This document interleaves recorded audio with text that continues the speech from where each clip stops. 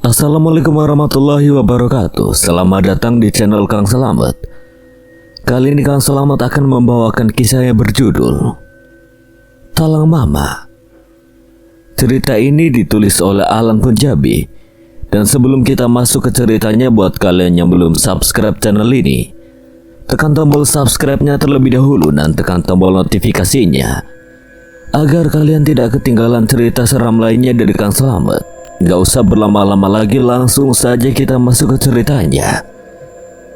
Talang Mama. Si pengung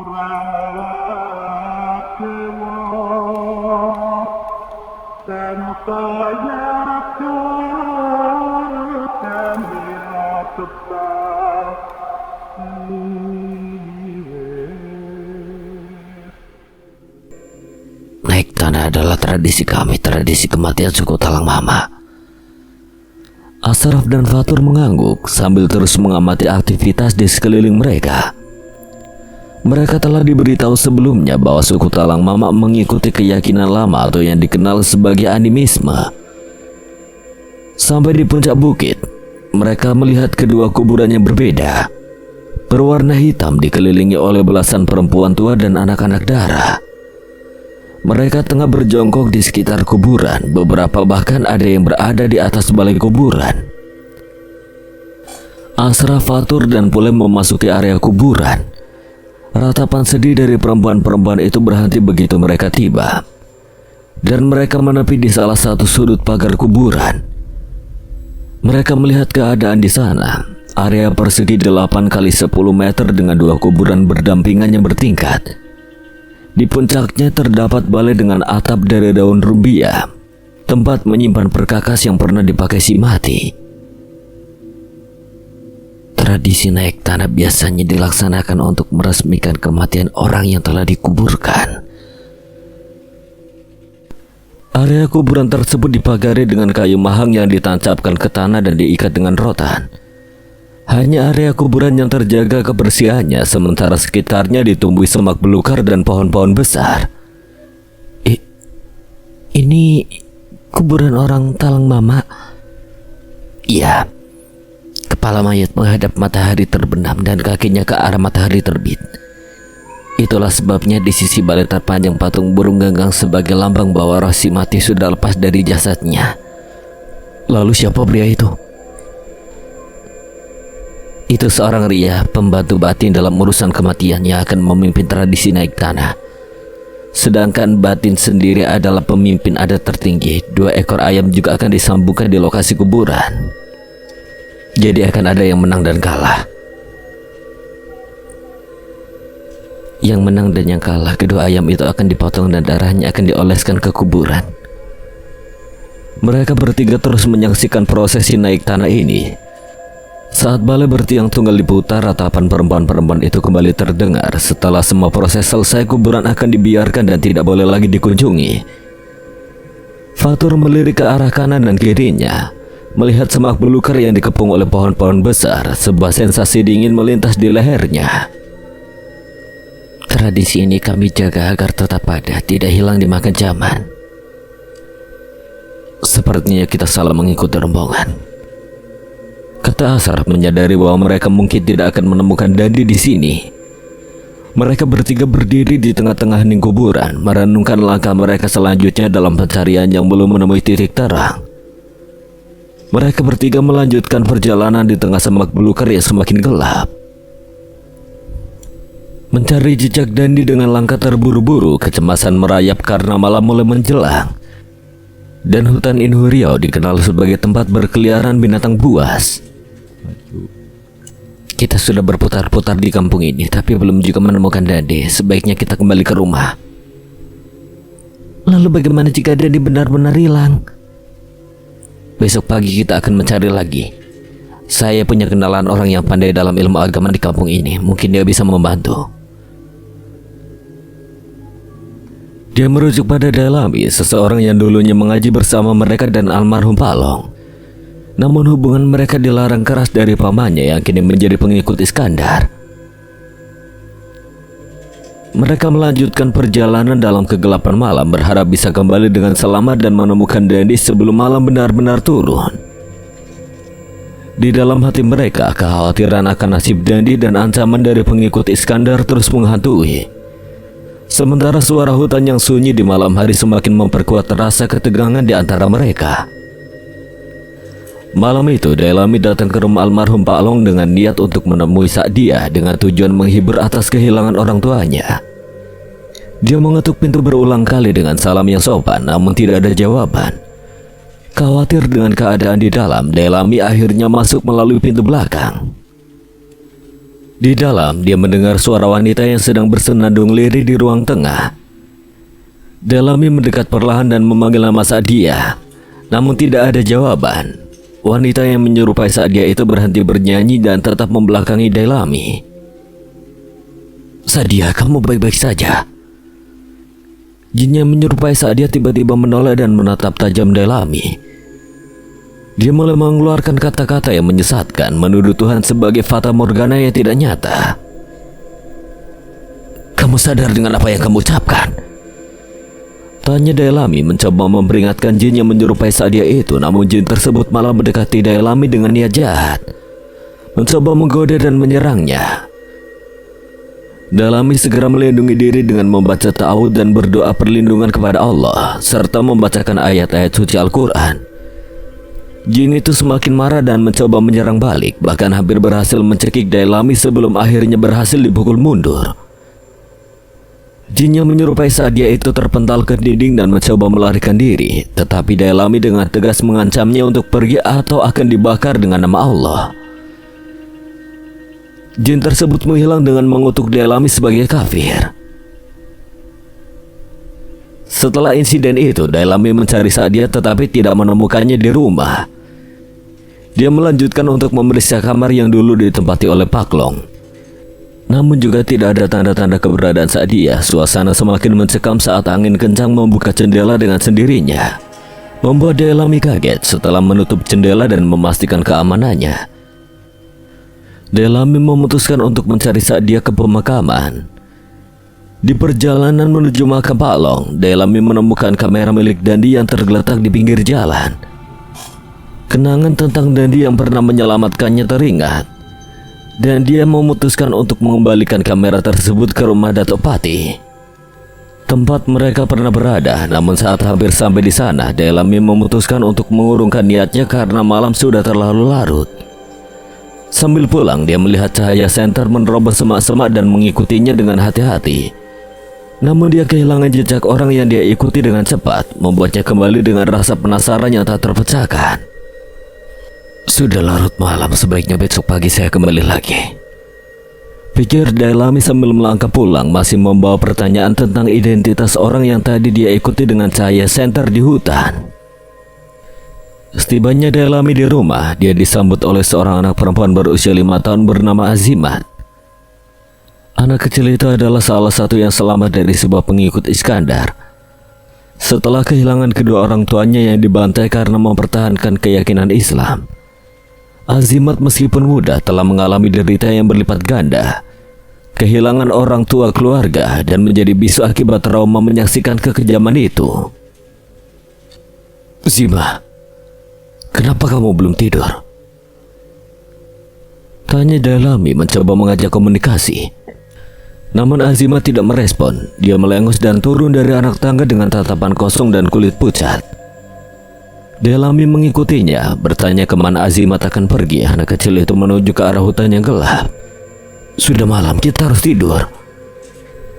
Dailami menggandeng Azimat dan membawanya kembali ke atas rumah panggung. Setelah mengantar Azimat ke dalam kamar, Dailami kaget saat melihat sosok Azimat sedang tertidur di tempat tidur. Lalu siapa yang tadi aku gandeng? Pikir Dailami dengan cemas. Dia perlahan mengarahkan pandangannya ke arah tempat dia tadi menggandeng Azimat. Kegelapan malam membuatnya terkejut saat menyadari bahwa yang dia gandeng bukanlah Azimat, melainkan sosok yang menyeramkan dengan tatapan tajam. Dailami terhuyung-huyung dan jatuh ke lantai. Teriakan terkejutnya memecahkan heningan malam. Ibunya segera mendekatinya, merasa khawatir melihat Dailami dalam keadaan seperti itu. Kamu kenapa, nak? Mak, Kamu sakit? tidak mak, saya tidak apa-apa, hanya kurang tidur. Ya sudah, kalau begitu Ma ambilkan air wudhu. Dailami merebahkan tubuhnya di atas tikar dari daun rumbia. Matanya sulit untuk terpejam. Masih teringat dengan kejadian mengerikan tadi. Hatinya dipenuhi pertanyaan dan kebingungan. Tubuhnya terasa letih, namun pikirannya tidak bisa beristirahat dengan tenang. Mungkin karena itu dia merasa kurang enak badan. Mak Dailami adalah sosok wanita yang tekun dalam beribadah, rajin dalam menjalankan kewajiban agamanya. Namun entah bagaimana dia diam-diam terpengaruh oleh omongan Iskandar yang sesat. Setelah melihat Dailami tidur, Mak mengambil beberapa benda dari kotak kecilnya. Sebuah mangkuk putih, bunga-bunga berwarna-warni, sirih, tembakau, buah pinang, dan berondolan. Biji buah kelapa sawit yang lepas dari tandanya. Mak duduk bersimpuh menghadap cermin seraya berkomat-kamit membaca mantra yang tidak sepantasnya. Matanya sesekali melirik ke sajian yang sudah disusun rapi di bawah tangga rumah. Setelah selesai dengan cepat, dia meletakkan peralatan sajian tersebut dan memastikan tidak ada yang melihatnya sebelum kembali masuk ke dalam rumah. Dia merasa sesak di dada, menyesali tindakan yang baru saja dilakukannya. Dia tahu bahwa apa yang dia lakukan adalah satu dosa besar, sebuah penyekutuan terhadap Allah yang Maha Esa. Namun di dalam kebimbangan dan pengaruh yang lebih besar, Mak Dailami melakukan sesuatu yang bertentangan dengan keyakinan dan prinsip hidupnya yang selama ini ia pegang dengan teguh. Malam berganti pagi dengan perasaan yang tidak biasa bagi Dailami. Dia baru saja menyelesaikan wudhu, tapi saat ia mencari maknya yang biasanya duduk bermunajat di sajadah menjelang subuh, Dailami menemukannya masih tertidur nyenyak di bawah selimut tebal. Mak, subuh hampir selesai.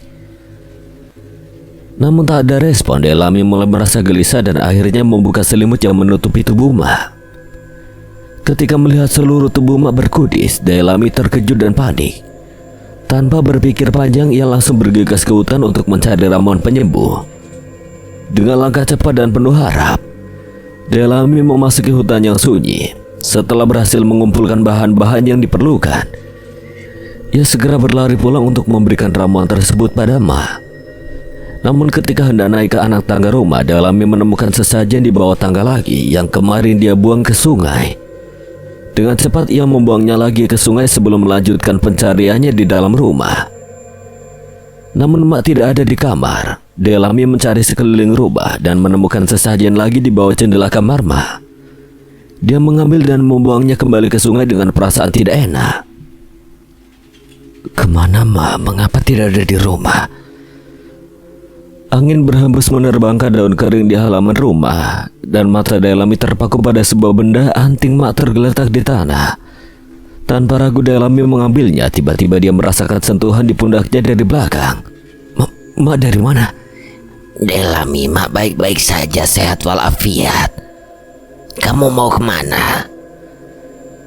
Dailami menceritakan tentang anting yang ditemukannya dan Mak meyakinkannya bahwa itu adalah anting miliknya yang sudah lama hilang. Mak mengambil anting itu dan membawanya naik ke atas rumah.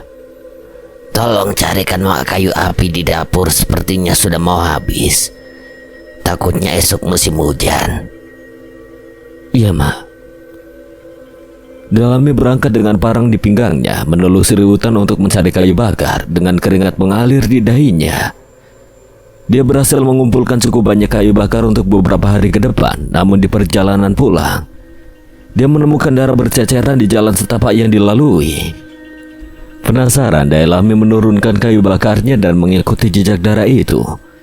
Hingga akhirnya dia menemukan kain-kain hitam yang menutupi mayat-mayat di bawah pohon besar di tengah hutan. Dailami terguncang oleh penemuan ini, tetapi mendengar suara minta tolong yang parau dari salah satu mayat tersebut, dia tidak bisa mengabaikannya. Dengan langkah hati-hati meskipun hujan deras mulai turun, Dailami mendekati mayat-mayat itu. Suara parau minta tolong semakin jelas dan detak jantungnya semakin kencang. Namun tiba-tiba dia teringat akan kayu bakar yang ditinggalkannya. Bergegas Dailami kembali ke rumah untuk mengambil kayu bakar tersebut. Namun ketika sampai di sana, maknya tidak ada di dapur. Dailami mencari-cari mak, tetapi tidak mendapatkan jawaban. Telinganya menangkap dengan jelas suara langkah kaki yang berderap di luar rumah.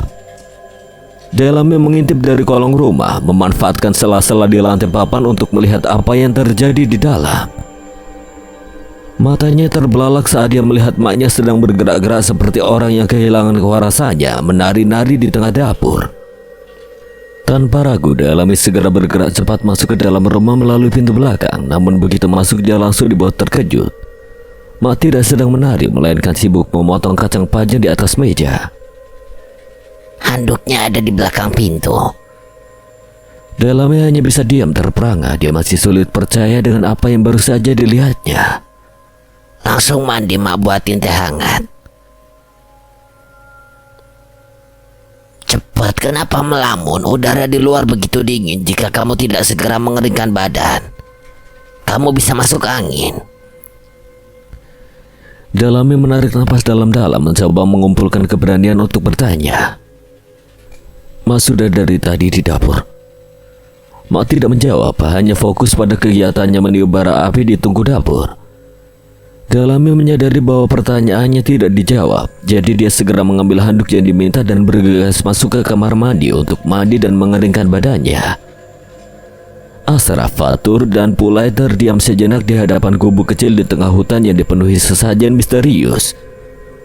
Lampu pelita di dalam gubuk itu menyala redup, menambah kesan mistis di malam yang gelap gulita.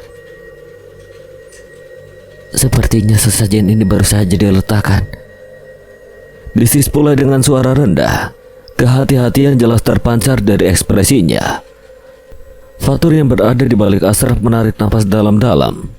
Dalam ketegangan yang mereka rasakan, namun tidak ada suara atau tanda kehidupan dari dalam gubuk. Hanya gemuruh angin malam yang semakin kencang dan rimbunnya hujan yang mulai turun, menambah suasana mencekam di sekeliling mereka.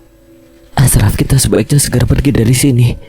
Tempat ini terasa tidak aman, desak Fatur dengan nada khawatir. Dia merasa ada ketidaknyamanan yang tidak dapat dijelaskan di tempat itu. Ashraf yang menjadi pemimpin kelompok mengangguk setuju. Kita bergerak sekarang juga, hujan ini semakin deras. Kita cari tempat lain yang lebih aman. Tanpa ragu lagi, mereka bertiga meninggalkan gubuk kecil itu dengan langkah cepat. Namun saat mereka melangkah pergi, sesuatu yang tak terduga terjadi. Lampu pelita di gubuk tiba-tiba padam dengan sendirinya, meninggalkan mereka dalam kegelapan total di tengah hutan yang sunyi. Langit masih menyemburkan air hujan dengan derasnya, menciptakan suara gemuruh yang mengiringi langkah mereka yang buru-buru. Tapi di tengah kegelapan itu, mereka tetap merasa seperti ada sesuatu yang mengawasi dari bayang-bayang hutan. Perjalanan pulang mereka terasa semakin panjang dan tegang. Mereka tidak bisa menghapus perasaan aneh yang menyelimuti mereka sejak tadi. Apa yang sebenarnya terjadi di gubuk kecil itu? Siapa yang menyalakan lampu pelita di tengah hutan pada malam hari yang gelap seperti ini? Dailami duduk termenung di atas hamparan sajadahnya, memandangi mushaf Al-Quran yang baru saja ia letakkan dengan penuh khusyuk di atas lemari.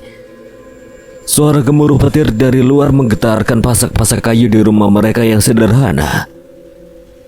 Langit terbuka lebar, dihiasi kilatan cahaya dan gemuruh guntur yang menggema di malam yang gelap gulita. "Mak," panggil Dailami dengan nada khawatir, memanggil ibunya berulang kali. Tapi tetap tidak ada jawaban yang datang. Kemana perginya mak malam-malam seperti ini? Dailami mulai merasa gelisah. Maknya tidak pernah keluar di malam hari tanpa memberitahu.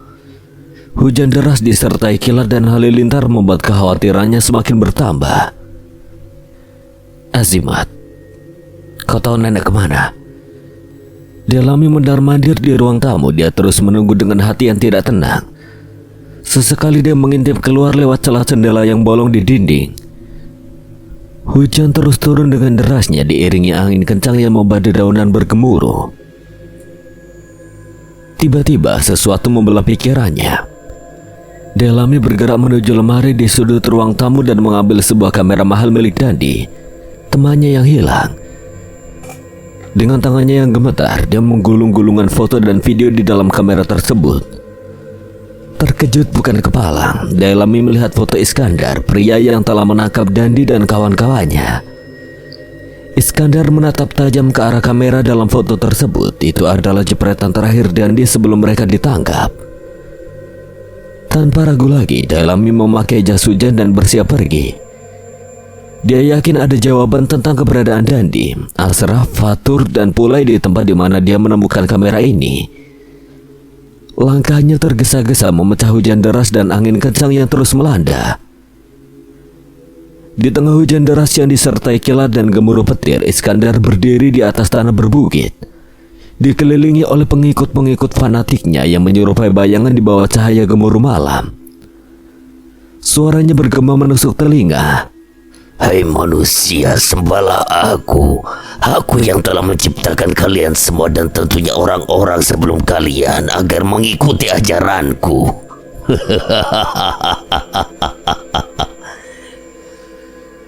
Setiap kata-kata Iskandar seolah mempengaruhi suasana sekitar, membuat para pengikutnya semakin terbuai dalam keheningan hujan yang semakin deras. Akulah yang menjadikan bumi sebagai hamparan bagi kalian semua dan langit sebagai atap. Dan aku juga yang telah menurunkan air hujan dari langit. Suara tawanya bergemuruh seperti roh jahat, merasuki setiap celah di antara suara hujan dan petir yang tak kenal lelah. Di antara kerumunan puluhan orang terdengar merintih dan meraung, kehilangan kendali atas diri mereka sendiri. Yang lebih menggemparkan, beberapa dari mereka bahkan tampak melukai diri mereka sendiri, seraya berteriak memohon ampunannya tidak jelas kepada Sang Pencipta. Hujan yang telah membasahi bumi akhirnya mereda, meninggalkan keheningannya lebih mencekam daripada sebelumnya. Dalam kegelapan malam yang sunyi, Mak Dailami pulang ke rumah dengan tubuhnya yang basah kuyup. Luka memar menghiasi lehernya, kukunya hampir lepas, dan dari hidungnya mengalir darah segar. Dengan langkah oyong yang hati-hati, Mak Dailami menaiki anak tangga rumah sambil mengendap-endap. Malam telah menyelimuti sekelilingnya dengan kegelapan yang hanya terang benderang oleh cahaya bulan yang malu-malu menerobos celah-celah jendela. Setiap langkah yang diambil terasa begitu berat dan penuh dengan ketakutan. Suara hujan yang telah mereda masih meninggalkan kesan basah di lantai kayu. Bayangan-bayangan di dinding tampak menakutkan. Baginya dalam ketidakpastian yang menyelimuti. Keringat dingin membasahi dahi Mak, dan matanya mencari-cari tanda-tanda kehadiran sesuatu di dalam rumah. Hening yang terasa begitu dalam membuat detak jantungnya semakin keras bergema di telinga. Dia merasakan ketegangan melanda tubuhnya ketika mendengar sedikit gemertak kayu di bawah langkah kakinya. Ashraf, Fatur, dan Pulai meninggalkan gubuk tua yang penuh dengan sesajen, melanjutkan pencarian mereka untuk menemukan Dandi. Malam semakin larut dan suasana hutan semakin menakutkan dengan daun-daun basah yang membuat mereka menggigil kedinginan. Cahaya senter yang dipegang Pulai mulai meredup menjadi satu-satunya sumber cahaya mereka untuk malam itu. Di belakang mereka terdengar suara langkah kaki yang mendekat dengan cepat. Suara itu begitu jelas sehingga Fatur tidak tahan untuk bertanya kepada Ashraf dan Pulai apakah mereka juga mendengarnya. Pulai memberi kode untuk berjalan lebih cepat, namun langkah kaki itu semakin mendekat dengan cepat, membuat ketiga teman itu semakin gelisah. Saat mereka berbalik untuk melihat siapa yang mengikuti mereka, tidak ada seorang pun di sana. Hanya kegelapan yang menghadang di tengah semak belukar hutan. Mereka memilih untuk tidak terlalu memikirkan suara tersebut, namun tetap berjalan dengan waspada, siap menghadapi segala kemungkinan termasuk serangan binatang buas. Segera mereka berusaha keluar dari belantara hutan. Bayangan hitam melintas di depan mereka dengan cepat, terlalu cepat untuk dikenali sebelum lenyap. Namun yang membuat Fatur terkejut adalah saat tangan tiba-tiba meraih pundaknya. Dia langsung berteriak sebelum tangan itu dengan cepat menutup mulutnya dari belakang. Pulai dan Ashraf segera menoleh ke belakang, kaget melihat Dailami. Dailami, bagaimana kamu bisa di sini? Ceritanya panjang, tapi kita harus segera keluar dari hutan ini. Fatur, kamu baik-baik saja kan? Sudah baik, Ashraf. Dailami memang yang mengikuti kita dari tadi. Ceritanya nanti kita lanjutkan. Sekarang kita harus keluar dari hutan ini. Kita kembali ke rumah Dato Pati. Mereka setuju dan melanjutkan perjalanan dengan hati-hati, memastikan untuk tidak terlalu lama berada di dalam hutan yang semakin mencekam itu. Misteri tentang siapa yang mengikuti mereka masih menggantung, namun prioritas utama mereka saat ini adalah keluar dari bahaya yang mengintai di dalam hutan yang gelap dan tidak terduga. Di lain latar, tepatnya di rumah Dailami, kegelapan malam hanya diterangi oleh kilatan-kilatan petir yang sesekali menyinari ruangan. Suara gemuruh dari langit dan teriakan memecah hening malam menambah ketegangan di udara. Tubuh Mak yang biasanya hangat dan penuh kehidupan kini melayang-layang di udara seperti boneka yang dikendalikan oleh kekuatan tak kasat mata. Suara keras menggema saat tubuh Mak tiba-tiba terjatuh dengan keras ke lantai.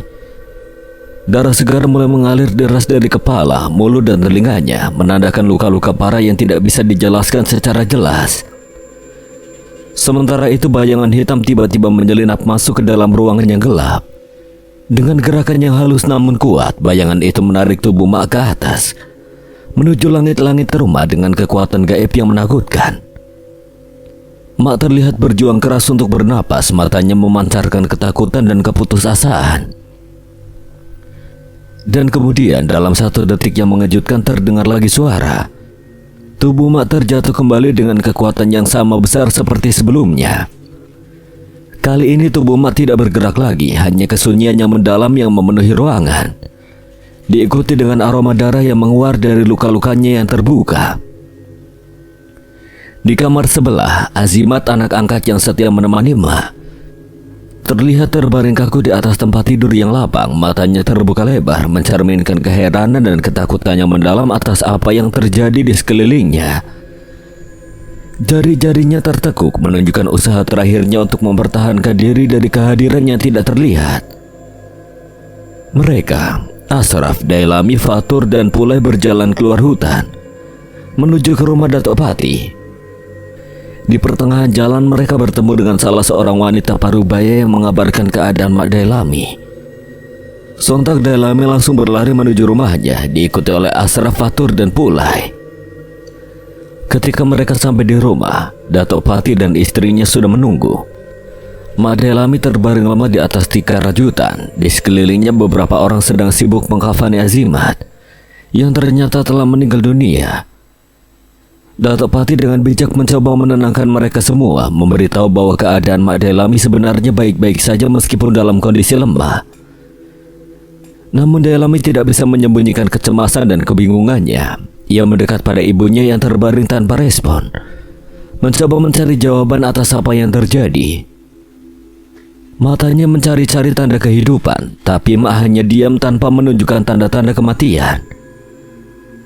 Datuk Pati dengan keprihatinan yang dalam menarik Dailami menjauh dan memberitahunya bahwa mereka harus mencari pertolongan dari luar. Dengan suara gemetar, Datuk Pati memberitahu Dailami untuk pergi ke Siak, ke sebuah pondok pesantren yang diurus oleh seorang ulama yang dihormati karena kebijaksanaannya dalam agama. Dia diminta untuk menyampaikan salam dari Datuk Pati dan menceritakan semua yang terjadi di kampung Talang Mama.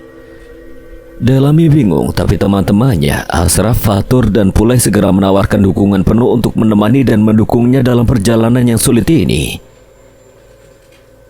Sementara itu di rumah, Ashraf menegaskan pada Dailami bahwa mereka akan menjaga Mak dengan baik, memberinya waktu untuk istirahat yang diperlukan. Fatur dengan keputusannya yang teguh bersiap untuk mendampingi Dailami ke Siak. Hari itu di tengah suasana yang sara dengan perasaan sedih dan kekhawatiran, mereka menguburkan Azimat dengan penuh penghormatan. Dalam keheningan pemakaman itu, mereka merenungkan bahwa hidup terkadang memberikan ujian yang tidak terduga, dan bahwa mereka harus tetap bersatu dan kuat dalam menghadapinya. Di tepian sungai Gangsal, pagi yang tenang menemani ketenangan yang tampaknya meliputi semua yang ada. Pria parubaya dengan sampan tua mengayu dengan keahlian yang sudah lama ia kuasai, mengelilingi genangan air yang terdapat di sampan dengan tempurung kelapa.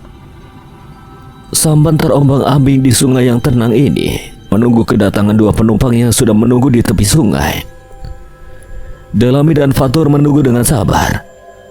Mata mereka terfokus pada sampan yang semakin mendekat. Begitu sampan mengenai tepian sungai, Mereka dengan hati-hati naik ke atasnya.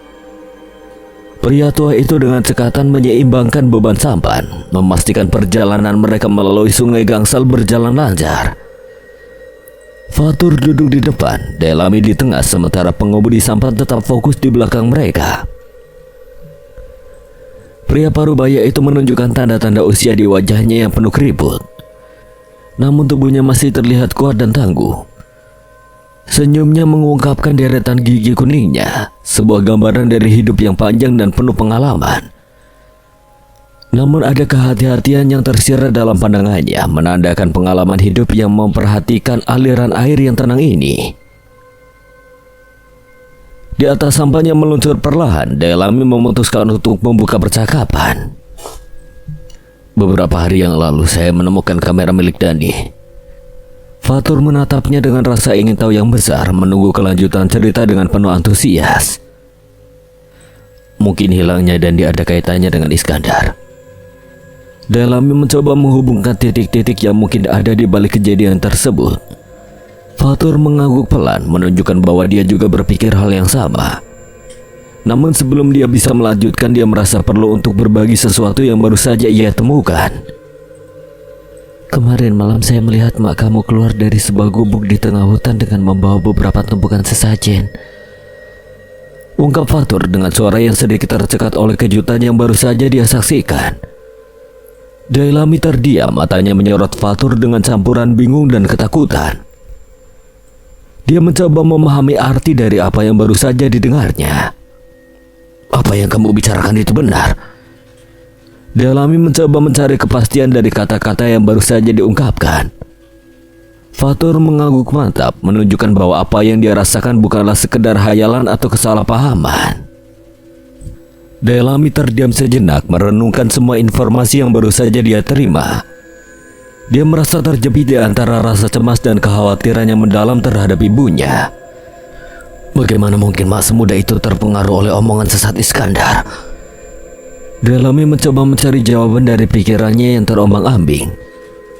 Fatur meskipun juga merasa terkejut dan bingung, mencoba memberikan sedikit kelegaan pada temannya. Intinya kita harus segera menemui orang yang dimaksud Datuk Pati agar semua ini cepat berakhir. Di atas sampan yang melaju perlahan di sungai Gangsal, mereka berdua merasakan ketegangan yang menggelayuti hati mereka. Di tengah keheningan alam yang memayungi mereka, ada perasaan bahwa ada sesuatu yang mengintai di balik bayangan-bayangan pepohonan yang rimbun. Dan mereka harus segera mengungkapkannya sebelum semuanya menjadi terlambat. Ashraf dan Pulai duduk bersama di rumah kayu yang terpencil di tengah perkebunan karet dan sawit. Keempat rumah kayu di sekitarnya tampak usang, dengan dinding yang masih terpasang sebagian dan papan yang belum sepenuhnya rapi. Serat kayu masih menonjol di sela-sela papan yang belum diketam dengan baik. Siapa sebenarnya Iskandar itu? Pula yang sedang sibuk melinting sirih dan mengunyahnya dengan khusyuk, membutuhkan waktu sejenak sebelum akhirnya menjawab. Dulu kampung ini sangat aman dan tentram karena masyarakat Talang Mama hidup dalam harmoni berdasarkan ajaran Islam. Meskipun seringkali masih terpengaruh ajaran nenek moyang mereka. Namun kedatangan Iskandar dari satu tempat yang tidak diketahui asalnya, dan dia mengacaukan semuanya dengan ajaran sesatnya. Ashraf mendengarkan dengan serius, mencerna informasi yang baru saja didapat. Jadi Iskandar bukan berasal dari suku Talang Mama. Dia adalah fitnah terbesar bagi suku Talang Mama ini. Mengapa tidak mengusirnya jika dia bukan dari suku Talang Mama? Sebagian besar masyarakat sudah terpengaruh dengan ajaran sesatnya. Sulit untuk menghalau Iskandar keluar karena pengaruhnya yang begitu besar di antara mereka. Ashraf terdiam sejenak memikirkan langkah selanjutnya. Dia melihat pula yang kini bibirnya memerah karena efek dari mengunyah sirih. Bagaimana kalau kita... Gumam Ashraf pelan dengan mendekatkan wajahnya ke telinga Pulai dan mulai membisikkan rencananya dengan suara yang rendah. Di pinggir sungai Gangsal yang tenang, 3 orang penduduk asli Talang Mama tengah bersiap untuk mencari ikan. Mereka berbincang-bincang dengan ringan, menikmati kebersamaan di tepian air yang jernih. Namun ketika Ashraf mendekati mereka tiba-tiba terkejut dan mencoba menghindar. Ashraf dengan cepat menahan salah seorang dari mereka. Siapa kau? Ashraf, saya yang tinggal di rumah Dato' Pati. Boleh kita berbicara sebentar? Ashraf berusaha meredakan kecurigaan mereka. Setelah sesaat berdiskusi sendiri, mereka bertiga sepakat membawa Ashraf naik ke dalam sampan. Sampan mereka meluncur di atas air yang tenang Sungai Gangsal, mengarah ke tempat yang lebih sepi. Salah satu dari mereka akhirnya membuka percakapan. Apa yang ingin kau tanyakan? Ashraf duduk di bagian depan sampan, mengamati sekeliling yang sunyi dengan hati-hati. Hanya ada mereka berlima di sana, dikelilingi oleh hutan lebat yang tumbuh subur di tepian sungai. Monyet hitam yang berkeliaran di atas ranting pohon menambah nuansa mistis di sekitar mereka. Apa pandangan kalian tentang Islam? Mereka bertiga saling pandang, diam tanpa memberikan jawaban yang jelas terlebih dahulu. Ashraf tidak kehilangan kesabaran, dia kemudian menjelaskan dengan mantap. Islam adalah agama yang diturunkan oleh Allah Subhanahu wa Ta'ala kepada Nabi Muhammad SAW sebagai panduan hidup bagi seluruh umat manusia hingga akhir zaman. Kau menanyakan hal yang tidak kami pahami, bahkan kau menanyakan hal yang sudah kau pahami. Saya hanya ingin kita semua memiliki pemahaman yang sama dan kembali ke jalan yang benar. Kau bermaksud mengkafirkan kami? Bukan seperti itu. Lalu kau mau bilang kami semua sesat?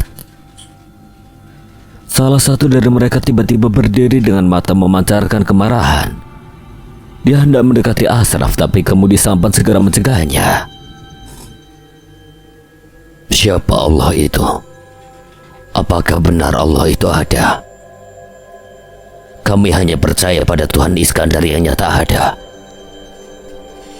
Ashraf tetap tenang dan santun dalam menjawab. Dalam Al-Quran surat Al-Ikhlas ayat 1-4 menjelaskan bahwa Allah adalah Maha Esa, Dia tidak beranak dan tidak diperanakan, dan tidak ada yang setara dengannya. Jika kita melihat alam semesta ini, kita sudah bisa membuktikan keberadaan Allah melampaui ciptaannya. Semua ini tidak mungkin terjadi tanpa adanya Sang Pencipta. Namun tiba-tiba saja salah satu dari mereka menarik tubuh Ashraf dan mengikat tangannya, kemudian menjumbat mulutnya dengan kain bekas. Ashraf berusaha memberontak, tapi dia mendengar peringatan pelan dari orang yang menahannya. Di seberang sungai ada Iskandar. Kau akan berada dalam bahaya jika bertemu dengannya. Ashraf tersadar bahwa mereka sebenarnya melindunginya dari bahaya yang lebih besar. Setelah mereka melewati Iskandar, mereka melepaskan ikatan di tubuh Ashraf. Kami percaya dengan apa yang kau katakan tadi. Ajari kami agar tidak tersesat lebih jauh dengan ajaran Iskandar. Alhamdulillah. Datanglah ke rumah Dato' Pati, kita bisa belajar bersama di sana. Mereka bertiga hanya mengangguk dan setuju dengan usulan Ashraf. Kau harus berhati-hati dengan Iskandar. Hindari dia jika kau bertemu dengannya. Di pinggir Sungai Gangsal yang sunyi, percakapan yang mulai dengan ketegangan berakhir dengan pemahaman dan kesepakatan untuk mencari kebenaran dan menjauhi kekeliruan yang mengancam kehidupan mereka. Di tengah hujan deras yang mengguyur bumi, di tepi Sungai Gangsal yang dikelilingi oleh hutan lebat, suasana tegang dan mencekam menyelimuti penduduk Talang Mama. Mak Dailami yang masih dalam keadaan tidak sadarkan diri menjadi pusat perhatian Pulai dan Dato' Pati. Meskipun segala upaya telah dilakukan, tidak ada perubahan pada kondisi Mak yang terus menatap ke langit-langit dengan mata terbelalak dan mulut terbuka lebar. Tubuhnya kaku seperti patung. Kabar yang tersebar bahwa wabah misterius telah menyerang penduduk Talang Mama membuat Pulai, Ashraf, dan Dato' Pati segera mengunjungi rumah duka. Di sana mereka melihat bahwa Ajay, seorang anak 15 tahun yang juga terkena wabah dengan gejala yang sama seperti Mak. Mereka menyadari bahwa penyakit ini menyebar dengan cepat dan dari sumber yang sama. yang kemudian mereka simpulkan berasal dari pengaruh Iskandar. Saat hujan semakin deras, terdengar himbauan dari pengikut Iskandar bahwa untuk sembuh atau terhindar dari wabah, penduduk harus berkumpul di lapangan tempat Iskandar sering menyampaikan ajarannya. Banyak yang putus asa langsung mengikuti Iskandar, percaya dan siap menuruti segala perintahnya. Pulai dan Ashraf sadar bahwa mereka harus segera menghentikan penyebaran fitnah Iskandar sebelum lebih banyak korban jatuh. Mereka bertanya-tanya bagaimana caranya dalam suasana yang semakin kacau dengan jeritan dan tangisan penduduk yang mencoba mencari kesembuhan dengan cara yang tidak wajar. Hanya ada satu, kata Ashraf, suaranya hampir terbawa angin deras yang menderu. Di tengah hujan yang semakin lebat, suasana semakin tegang. Penduduk yang putus asa berteriak memohon sambil melukai diri mereka sendiri, berharap Iskandar akan menyembuhkan orang-orang terkasih mereka. Iskandar sendiri muncul dengan penuh kebanggaan, mengklaim dirinya sebagai Tuhan mereka yang harus dipatuhi. Ashraf yang sebelumnya bersembunyi tiba-tiba berdiri dan dengan langkah mantap mendekati Iskandar. Matanya tajam menatap balik Iskandar, siap menghadapi segala konsekuensi.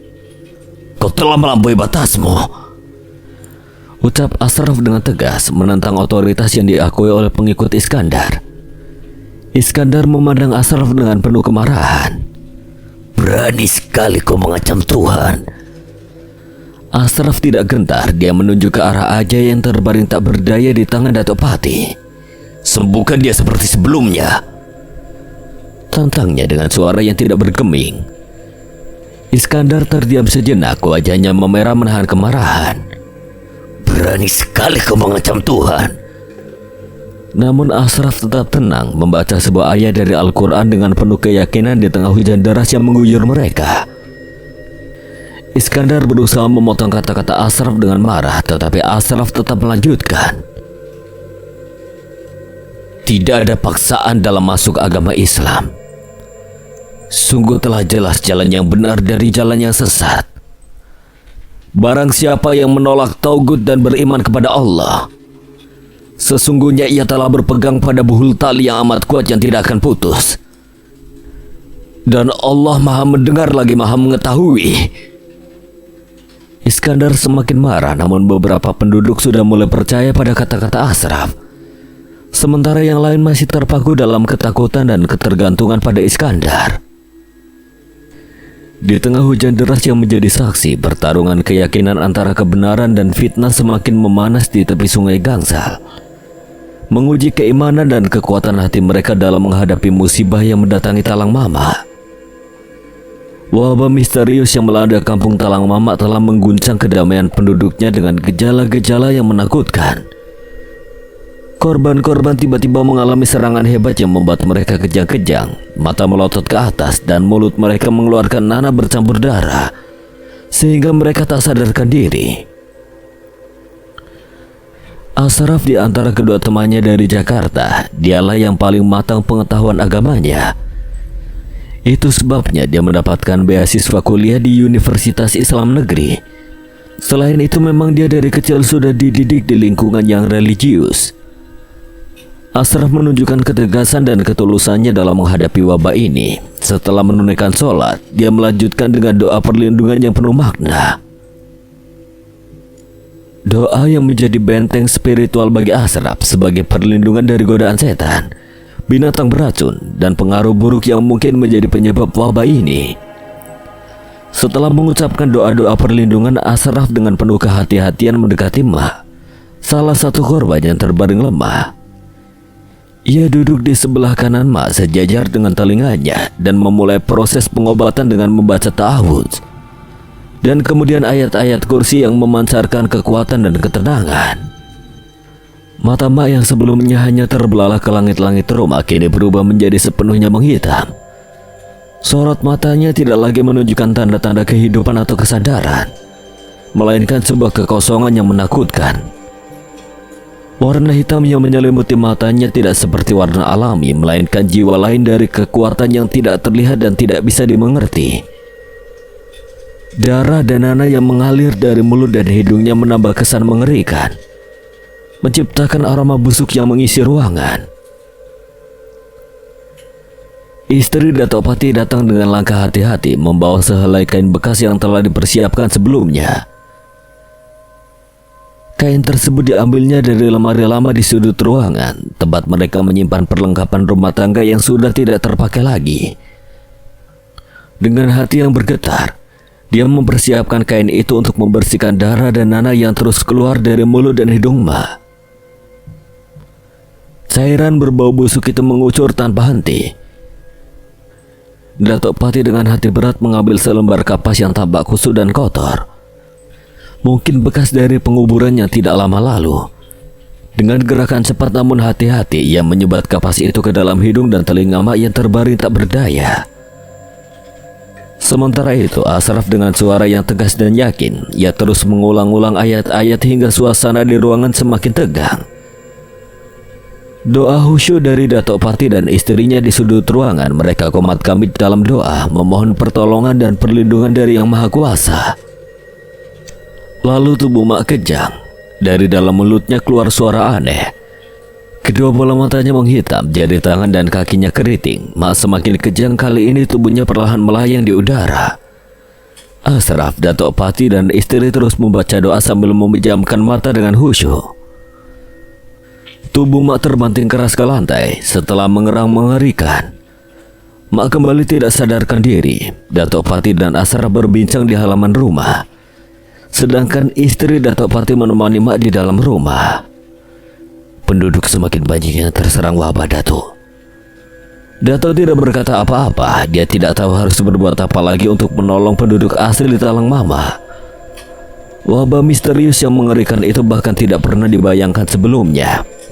Bahkan sampai harus mematikan sebagian penduduk yang tak berdosa. Di dalam rumah gubuk yang remang-remang terdengar suara gemerisik daun dan angin malam yang menusuk dingin.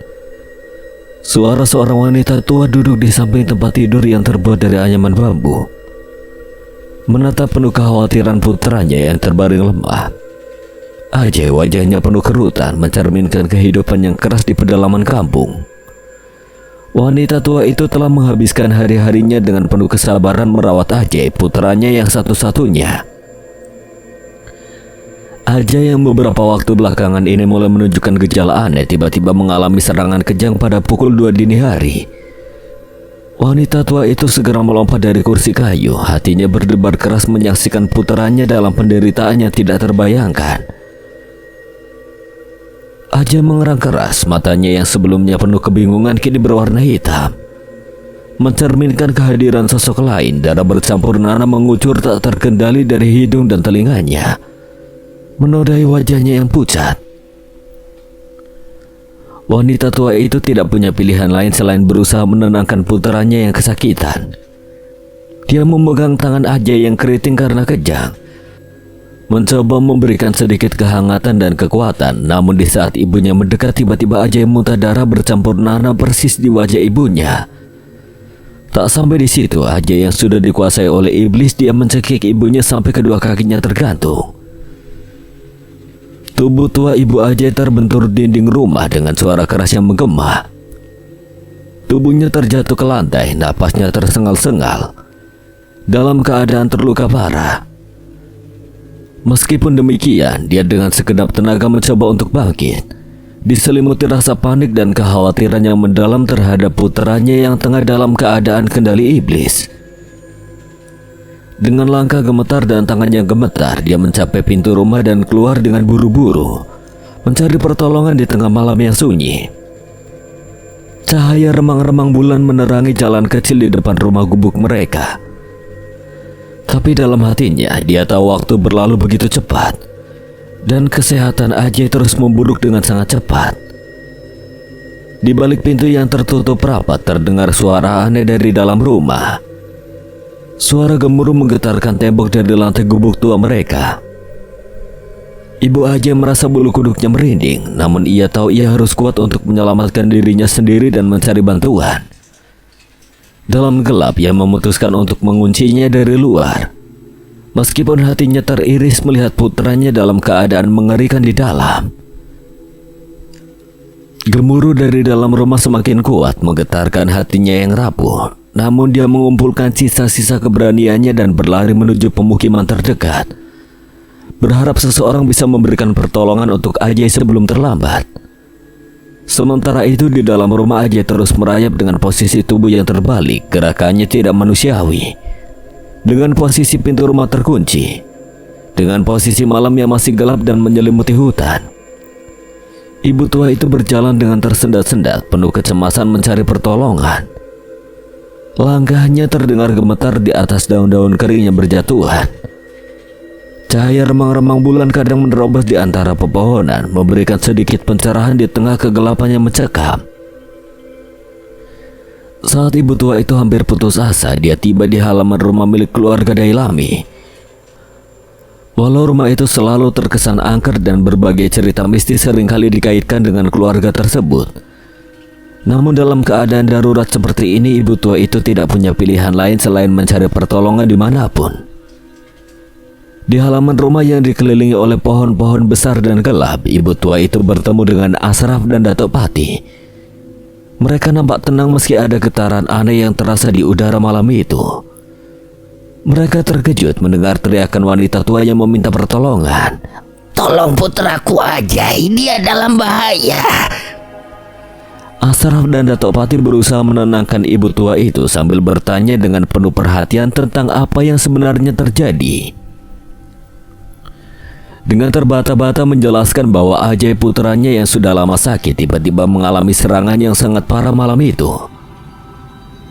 Setelah mendengarkan penjelasan ibu tua tersebut, Ashraf dan Datuk Pati segera mengerti bahwa situasi ini jauh lebih darurat daripada yang mereka duga. Mereka berdua segera mengambil keputusan untuk menemui Ajay. Suasana malam semakin mencekam, diwarnai dengan suara-suara aneh yang sesekali terdengar dari dalam rumah, menambah ketegangan yang melingkupi mereka. Setibanya di depan rumah, suara gemuruh yang tadi didengar oleh ibunya Ajay kini sunyi sepi hening. Seperti tidak terjadi apa-apa, Ashraf dan Datuk Pati sejenak saling pandang, sedangkan ibu tua berjalan mendekat ke arah pintu yang dikunci dari luar. Perlahan dia mendekatkan telinganya ke dinding pintu dan suara gemuruh terdengar kembali. Ashraf dan Datuk Pati segera membuka pintu untuk melihat kondisi Ajay di dalam rumah. Ajay dalam kondisi telungkup. Datuk Pati perlahan membalikkan tubuh Ajay. Wajahnya berlumuran darah, jidatnya retak karena diadu dengan dinding rumah. Dari hidung dan telinganya darah masih mengucur. Setelah kembali dipindahkan ke atas tikar, Datuk Pati dan ibunya berbincang satu hal. Ashraf mengelilingi rumah tersebut dengan membawa obor sebagai pelita. Dia melihat tulisan aneh di tembok rumah tersebut. Kemudian juga dia jumpai benda sejenis sesajen di dalam tempurung batok. Isinya kemenyan, daun sirih, kopi hitam, rokok 2 batang beralaskan kain berwarna hitam. Ashraf menghapus tulisan tersebut lalu mengambil seluruh sesajen, dibawanya ke tengah halaman, lalu dibakarnya dengan api obor yang dia bawa. Dari dalam rumah kayu tersebut kembali terdengar suara gemuruh dan raungan Ajay yang kejang-kejang. Matanya mendadak berubah menjadi hitam semua. Jari tangannya keriting. Datuk Pati dan ibunya Ajay kewalahan memegangi tubuh Ajay yang terus kejang-kejang seperti orang kerasukan. Panas, panas, panas. Suara yang keluar dari mulut Ajay sangat berat, tidak seperti suara aslinya. Setelah semua sesajen habis, hangus terbakar, suara gemuruh dan teriakan Ajay dari dalam rumah tersebut hening. Ashraf bergegas masuk ke dalam rumah. Di sana dia lihat Ajay sedang berpelukan dengan ibunya erat. Datuk Pati berjalan mendekat ke arahku dan berkata, "Dia sudah sembuh." Ashraf masih diam menatap haru mereka berdua. Ibu tua mendekat untuk mengucapkan terima kasih. Dia terlihat begitu bahagia sekali karena buah hati yang paling tersayang sudah sembuh dari wabah yang entah dari mana datangnya. Jangan lagi ada sesajen atau sejenisnya di rumah ini. Jika ibu menemukan benda yang tidak beres, langsung musnahkan, bakar dengan nama Allah. Ashraf dan Datuk Pati kembali pulang ke rumah Dailami setelah memastikan Ajay sudah kembali normal. Tanpa menghabiskan waktu, Ashraf segera memutuskan untuk memeriksa rumah Dailami lebih lanjut. Ditemani oleh Dato' Pati dan istrinya, mereka teliti setiap sudut rumah, memastikan tidak ada yang terlewatkan.